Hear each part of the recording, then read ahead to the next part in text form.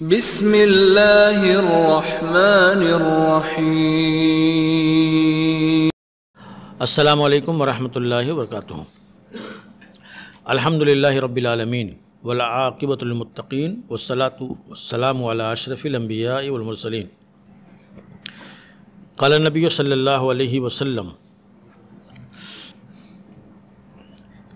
ان دماءکم واموالکم واعراضکم حرام علیکم کحرمت یومکم ھذا فی شہرکم ھذا فی بلدکم ھذا الا ھل بلغت متفق علیہ۔ ناظرین گرامی قدر، اللہ کے نبی صلی اللہ علیہ وسلم نے خطبہ حجۃ الوداع میں ارشاد فرمایا کہ ایک مسلمان کی عزت، ایک مسلمان کا خون، اس کا مال ایسی حرام ہے تمہارے اوپر جیسے کہ یہ دن، یہ مہینہ، یہ شہر۔ تو ایک مسلمان کی عزت کتنی محترم ہے، اسلام میں اس کا تذکرہ میں اس سے پہلے کے ایپیسوڈ میں کر رہا تھا۔ وہ تمام گناہ یا وہ تمام اعمال جو ایک مسلمان کی عزت و ناموس پر حرف لاتے ہوں یا داغدار کرتے ہوں، ان کو اسلام نے حرام قرار دیا ہے۔ قرآن مجید کے اندر اللہ تعالیٰ نے ارشاد فرمایا یا ایھا الذین آمنوا اجتنبوا کثیرا من الظن ان بعض الظن اثم۔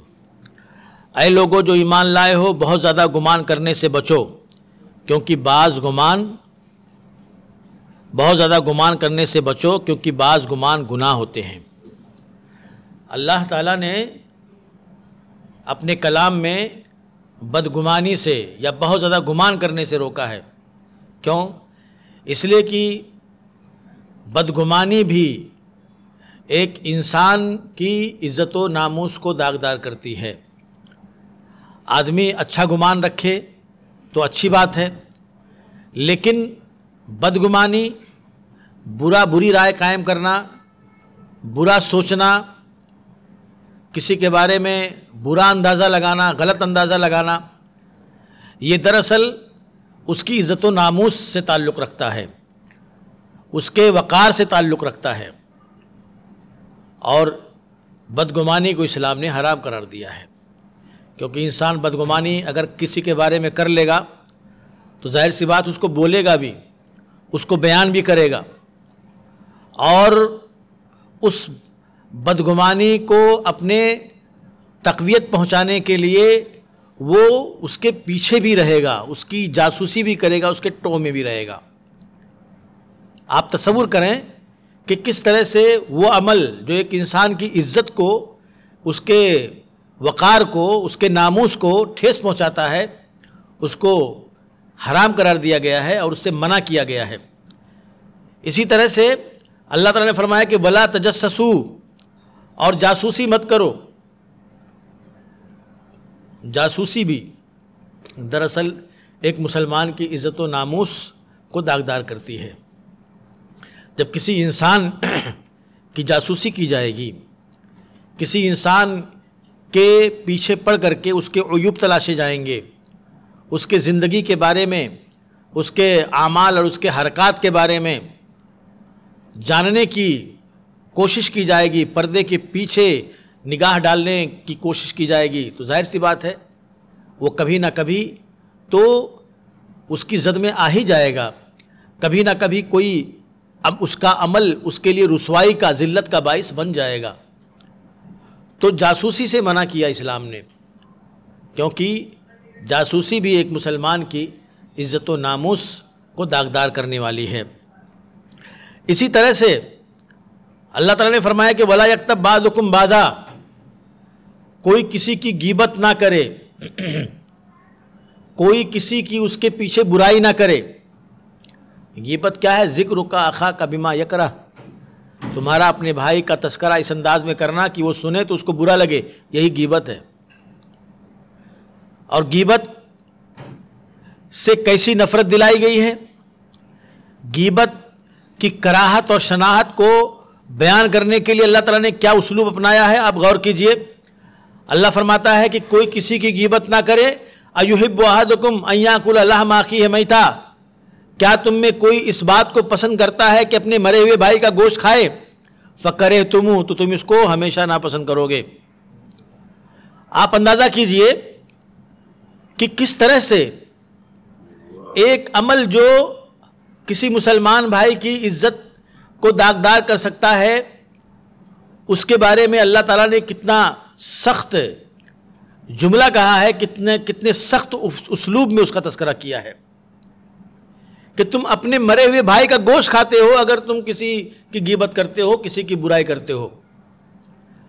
اور نفرت دلانے کے لیے اس عمل سے اللہ تعالیٰ نے کس طرح کی تمثیل، کس طرح کی تعبیر یہاں پر پیش کی ہے۔ کہتا ہے انسان کا گوشت، وہ بھی مرا ہوا، ظاہر سی بات ہے مردار اسلام میں حرام ہے، تو ایک حرام یہ، اور انسان کا گوشت، کوئی بھی انسان کسی انسان کا گوشت نہیں کھائے گا، دوسرا حرام یہ، تیسرا وہ انسان بھی کون؟ اس کا اپنا بھائی، یعنی تیسری کراہت۔ اللہ تعالیٰ نے تین شناعتیں اور تین کراہتیں اس اسلوب کے اندر بیان کر کے اور نفرت دلائی ہے غیبت سے۔ لیکن میں سمجھتا ہوں کہ اللہ تعالیٰ نے جتنی نفرت غیبت سے دلائی ہے، جتنی شناعت اور قباحت اس کی بدلائی ہے، اتنا ہی زیادہ آج انسان غیبت کے معاملے میں جری ہے۔ ایسا ہے کہ نہیں ہے؟ آپ صرف سروے کیجئے لوگوں کی مجلسوں کا، محفلوں کا، صرف آپ سروے کیجئے، کوئی محفل شاید ایسی خالی ہو جس میں غیبت نہ ہوتی ہو، جس میں کسی کی برائی کر کے اپنے دامن کو داغدار نہ کیا جاتا ہو۔ یہ بہت بڑا المیہ ہے کہ غیبت اتنی زیادہ ہو رہی ہے کہ اس کو صحیح سمجھ لیا گیا ہے، شاید اس کو ایسا سمجھ لیا گیا ہے کہ شاید یہ کوئی بہت بڑا گناہ نہیں ہے، کوئی بہت بڑی نفرت اور کراہت کی بات نہیں ہے، شاید ایسا سمجھ لیا گیا ہے، ورنہ لوگ غیبت کرتے۔ آپ بتائیے ایک مجلس ہے، اس مجلس کے اندر کسی کی غیبت اگر کوئی کرنے لگا، آپ کبھی غور کیجئے کوئی نہیں ہوگا اس مجلس کے اندر جو یہ بولے کہ بھائی غیبت ہے آپ مت کیجئے، ہم سب گنہگار ہوں گے، کوئی نہیں، بلکہ لوگ شریک بھی ہو جاتے ہیں۔ اللہ کے نبی نے خطبہ حجۃ الوداع میں کہا کہ ایک مسلمان کی عزت محترم ہے، اور غیبت آج اس احترام کی چادر کو داغدار کر رہی ہے، اس احترام کے پردے کو فاش کر رہی ہے۔ تو ایسے تمام اعمال جو ایک مسلمان کی عزت و ناموس کو داغدار کرتے ہوں، ٹھیس پہنچاتے ہوں، اسلام نے اس کو حرام قرار دیا ہے۔ اللہ کے نبی صلی اللہ علیہ وسلم کو کتنا زیادہ اس چیز کا خیال ہوتا تھا، آپ اندازہ کریں، نبی کو کتنا زیادہ اس چیز کا خیال ہوتا تھا کہ اللہ کے نبی اگر کسی کو یعنی خطبے میں یا مجلس میں یا کسی بیان اور تقریر میں اگر آپ کسی کو اس کے عیب پر متوجہ کرتے تھے یا آپ کو کرنا ہوتا تھا تو آپ اس کا نام نہیں لیتے تھے، آپ انہیں کہتے تھے کہ فلاں نے ایسا کیا، فلاں نے ایسا کیا، بلکہ آپ کہتے تھے ما بال الناس یفعلون کذا و کذا، کیوں لوگ ایسا کر رہے ہیں، کیوں لوگ اس طرح کا عمل کرتے ہیں، کیوں لوگ اس طرح کا کام کرتے ہیں۔ نام آپ مینشن نہیں کرتے تھے، کیونکہ نام لے لوں گا تو بیچارہ بدنام ہو جائے گا، نام لے لوں گا تو بیچارے کے بارے میں لوگ جان جائیں گے کہ میں جس کے بارے میں بول رہا ہوں وہ فلاں ہے۔ کتنا لوگوں کی عزت و ناموس کا، ان کے وقار کا، ان کے رسپیکٹ کا اللہ کے نبی صلی اللہ علیہ وسلم کو خیال ہوتا تھا۔ لیکن آج لوگ بھرے محفل کے اندر آج لوگ عزت اتارتے ہیں، آج بیچ چوراہے پر لوگ پگڑی اچھالتے ہیں۔ یہ سوشل میڈیا کا دور ہے، سوشل میڈیا کے دور میں لوگوں کی عزت و ناموس کے ساتھ کھیلنا اتنا آسان ہو گیا ہے، اتنا سہل ہو گیا ہے کہ اتنا آسان کوئی بھی چیز نہیں ہے۔ شاید کوئی بھی آدمی آتا ہے کسی کے بھی بارے میں لکھ دیتا ہے، کوئی بھی آدمی آتا ہے کسی کے بھی بارے میں کوئی بھی منفی کمنٹ کر دیتا ہے، یہاں تک کہ لوگ علماء کو نہیں چھوڑتے، یہاں تک کہ لوگ معزز شخصیات کو نہیں چھوڑتے، اپنے جماعت اور جمعیت اور اپنے مسجد اور اپنے مدرسے کے ذمہ داروں کو نہیں چھوڑتے، اور ان کی عزت کو اچھالتے ہیں، جھوٹی باتیں لکھیں گے، غلط باتیں لکھیں گے، رائے زنی کریں گے، کمنٹ کریں گے بھدے۔ یہ آج اس طرح کا دور آ گیا ہے۔ افسوس کا معاملہ ہے کہ ان تمام چیزوں کو کیا شریعت کے پیمانے پر کوئی تولتا ہے؟ کیا کتاب و سنت کے نظر سے کوئی دیکھتا ہے کہ بھائی ہم یہ جو کر رہے ہیں یہ صحیح ہے کہ غلط ہے؟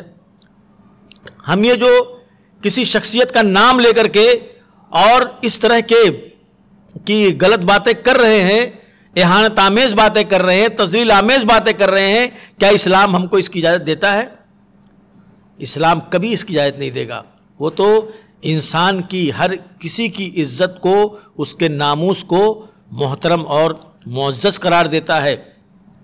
آپ اندازہ کریں کہ حضرت بلال رضی اللہ تعالیٰ عنہ کو حضرت ابو ذر غفاری کتنے جلیل القدر صحابی ہیں، دونوں حضرات میں جھگڑا ہو گیا، اختلاف ہو گیا، تو حضرت بلال رضی اللہ تعالیٰ عنہ کو حضرت ابو ذر غفاری رضی اللہ تعالیٰ عنہ نے کہہ دیا کہ تو فلاں کالی کلوٹی لونڈی کا لڑکا ہے، تو کیا بات کرتا ہے؟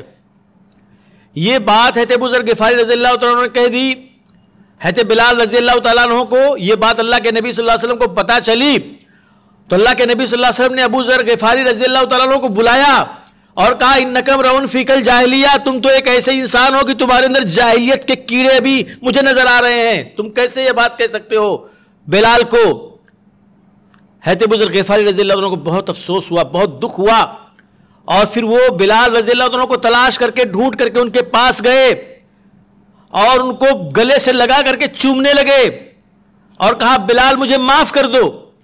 یہاں تک روات نے لکھا ہے کہ اپنا رخسار زمین پر رکھ دیا اور کہا بلال ادھر تم اپنا قدم میرے اس رخسار پر رکھ کر کے مجھے رگڑ دو زمین پر، تاکہ میرے دماغ کے اندر یہ جو کیڑا یہ جو جرثومہ میرے دماغ کے اندر پیدا ہوا یہ مر جائے۔ اتنا عزت و ناموس کا خیال ہوا کرتا تھا۔ حضرت بلال رضی اللہ تعالیٰ عنہ کون تھے؟ کوئی بہت بڑے مالدار آدمی تھے، بڑے عہدیدار آدمی تھے؟ نہیں، ایک غریب مسلمان تھے، لیکن ایک غریب مسلمان کی بھی عزت و ناموس کا اسلام میں لحاظ ہوتا تھا، خیال ہوتا تھا۔ کوئی آپ کا نوکر ہے، کوئی آپ کا ملازم ہے، آپ اس کو پیمنٹ دیتے ہو، آپ اس کو پگار دیتے ہو، لیکن آپ اس کی اس پگار کے اوپر آپ اس کی عزت سے نہیں کھیل سکتے، آپ اس کے وقار سے نہیں کھیل سکتے۔ لوگوں کی مجلس میں بلا کر کے آپ یہ نہیں بول سکتے کہ تو حرام کی پگار لیتا ہے، کام نہیں صحیح سے کرتا، یہ آپ نہیں بول سکتے، یہ آپ نہیں بول سکتے۔ یہ سیدھا اس کی عزت و ناموس کو داغدار کرنا ہوا، یہ سیدھا اس کے وقار کی چادر کو تار تار کرنا ہوا۔ اسلام نے ایک مسلمان کی عزت کو، اس کے وقار کو، اس کے ناموس کو اہمیت دی ہے اور اس کی پاسداری کا مکلف سب کو بنایا ہے، سب کو کرنا ہوگا۔ کوئی چاہے آپ کا غلام ہو، کوئی چاہے آپ کا نوکر ہو، کوئی چاہے آپ سے چھوٹا ہو، یہ چھوٹے چھوٹے بچے جو ہوتے ہیں ان بچوں کی بھی عزت ہوتی ہے، ان کا بھی احترام ہونا چاہیے، ان کی بھی عزت کرنی چاہیے۔ یہ نہیں کہ بچے ہیں تو ہم ان کو کچھ بھی بول دیں گے، بچے ہیں تو ہم ان کو کہیں بھی ذلیل کر دیں گے چار لوگوں کے اندر، ایسا بھی اسلام کو اجازت نہیں تھا۔ نبی سے دیکھو، نبی رحمت صلی اللہ علیہ وسلم کو دیکھو کہ بچوں کے ساتھ بھی آپ کا معاملہ کتنا عزت افزائی والا ہوتا تھا۔ تو اسلام نے عزت، انسان کی عزت کو احترام دیا ہے، سمان دیا ہے۔ اللہ کے نبی صلی اللہ علیہ وسلم نے خاص طور پر خطبہ حجۃ الوداع میں یہ بات آپ نے بیان فرمائی۔ لہذا ہم سب کو ایک دوسرے کی عزت کرنی چاہیے اور ہر اس عمل سے بچنا چاہیے جو عمل کسی مسلمان کی عزت و ناموس کو داغدار کرنے والے ہوں۔ اللہ ہمیں عمل کی توفیق بخشے، آمین۔ وآخر دعوانا الحمدللہ رب العالمین۔